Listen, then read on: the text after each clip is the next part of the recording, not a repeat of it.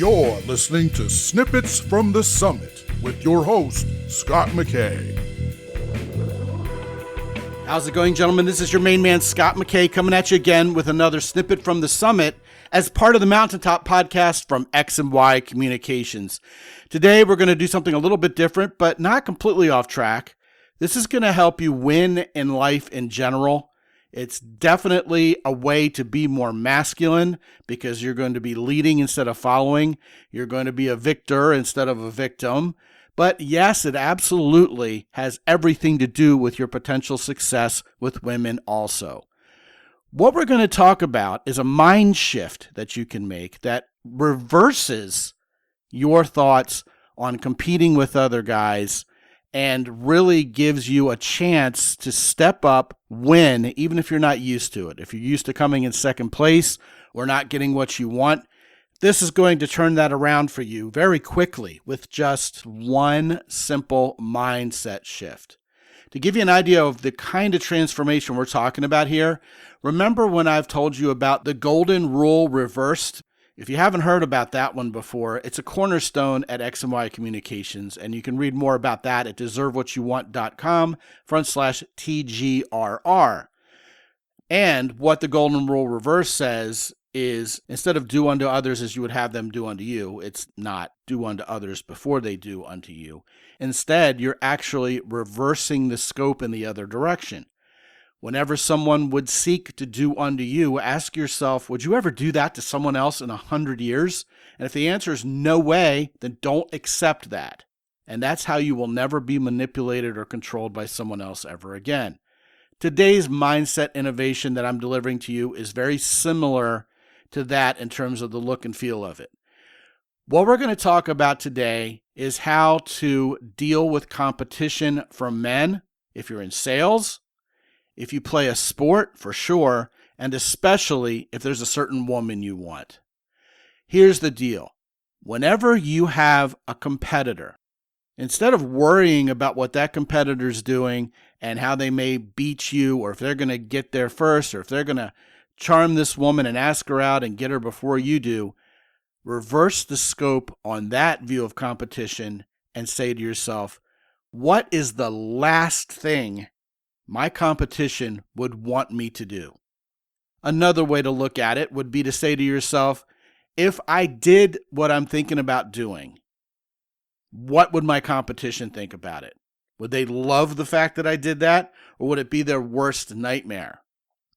Basically, when it's decision-making time, think in terms of what your competition hopes you're not going to do, instead of doing something that would make them stand up and applaud and go, yeah, great, go for it. Have at it, man. We love that. Okay? It's a different way of looking at things, isn't it?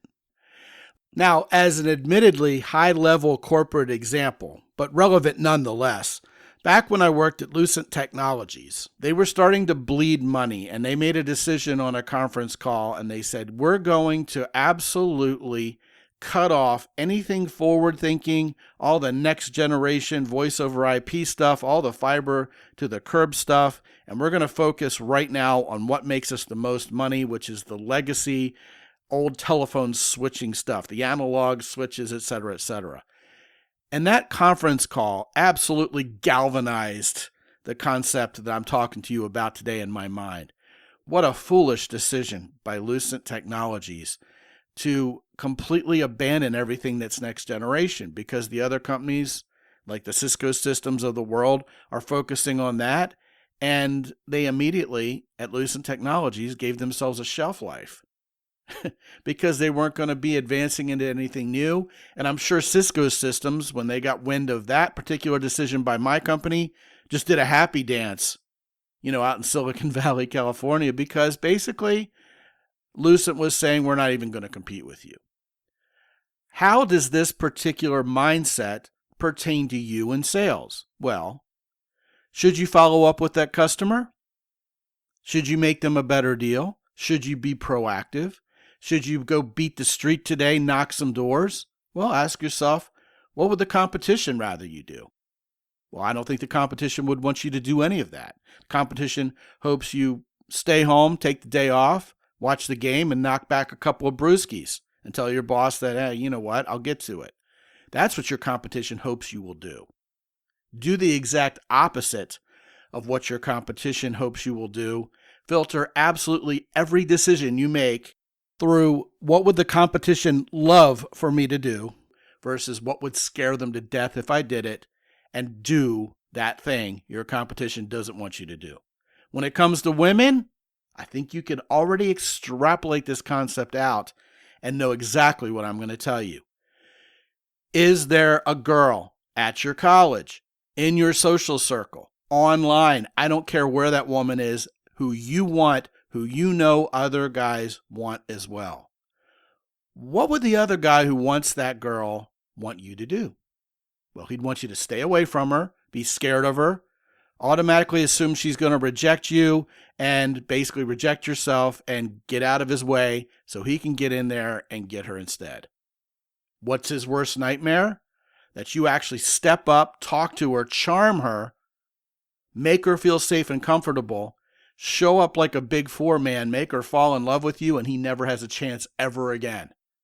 That's what the other guy is hoping you won't do. And I'll tell you what, if his mindset is in a poor state, he's probably over there rolling his eyes and shrugging his shoulders, going to himself, oh sure, this guy's going to go get her. Some other guy's going to get her. She doesn't want me. 101 guys in my social circle or at my university want this same girl. I have no chance. Well, think about it. Isn't that freaking great in your estimation that that guy has that mindset? Sure. Well, of course it is, because he's going to stay out of your way.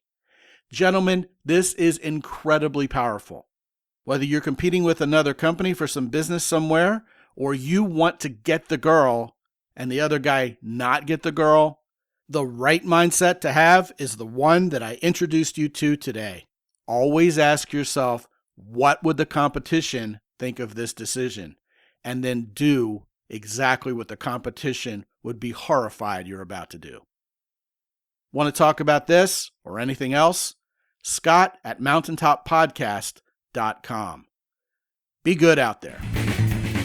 As always, visit mountaintoppodcast.com for more.